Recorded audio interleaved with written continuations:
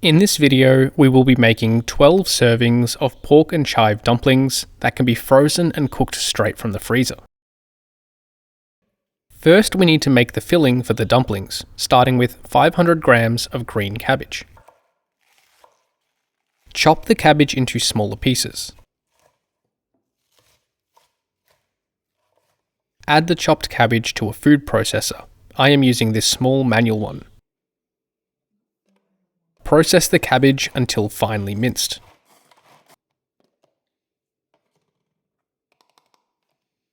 Add the processed cabbage to a bowl.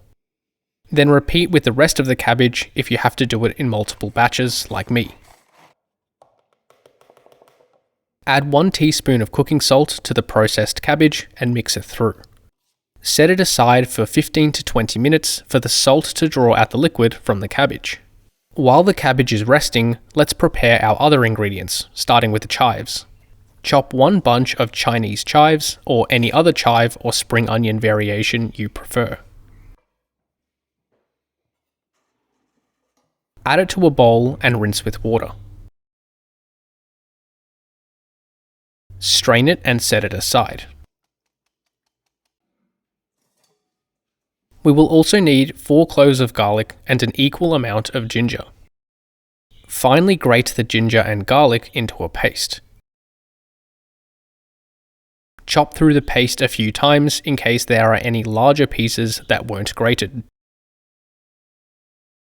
Place it into a bowl and set aside.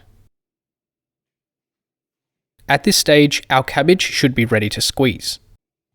Place a tea towel on a bench. Press the cabbage down into the bowl so it comes out in one clump. Quickly invert the bowl on the towel to remove the cabbage. Wrap the cabbage into a tight ball and twist to squeeze the water out.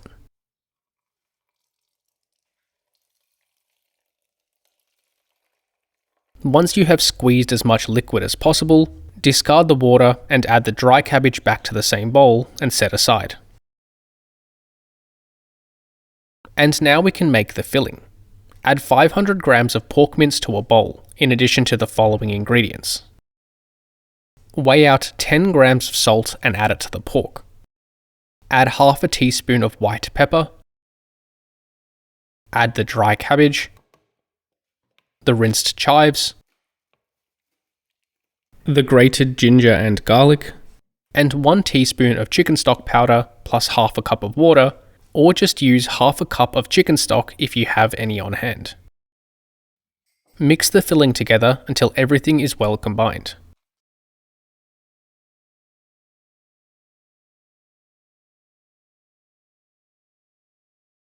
Now we are ready to wrap the dumplings.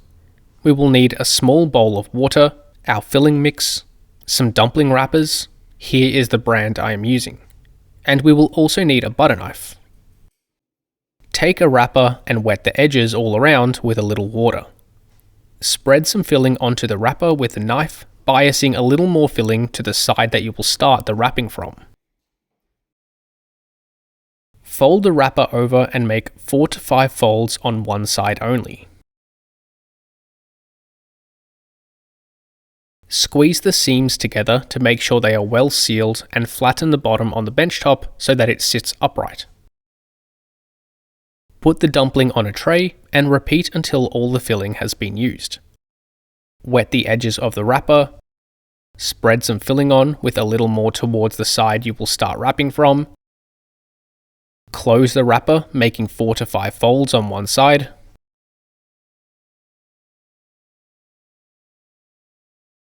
Squeeze the seams together and flatten the bottom. It isn't too difficult to do, but it might take a little practice to get the hang of.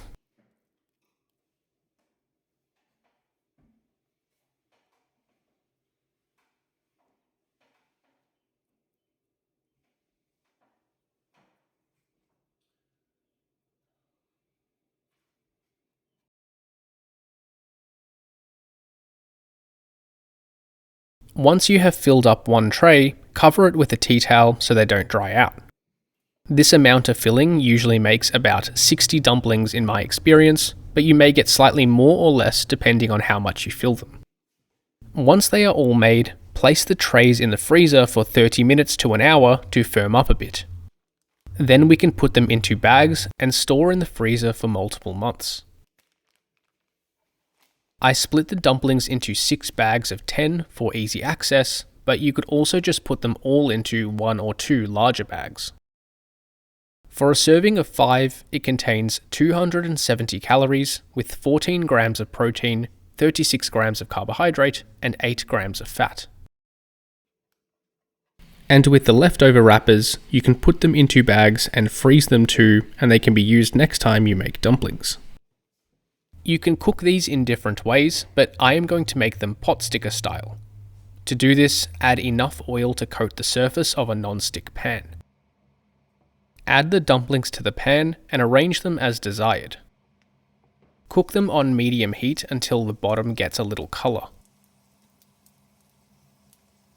Then add enough water so that there is about 1 centimetre or half an inch of water covering the surface of the pan, then cover with a lid.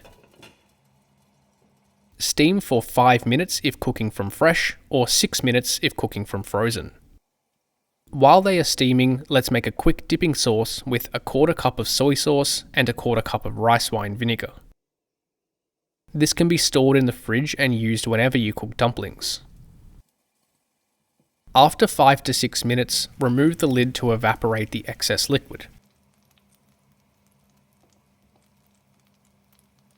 Then continue to cook until the bottom is golden brown and crispy.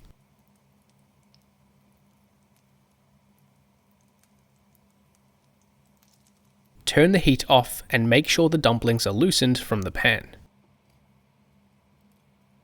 Put your serving plate on top of them and quickly flip the pan upside down so the dumplings end up on the plate with the bottom facing up.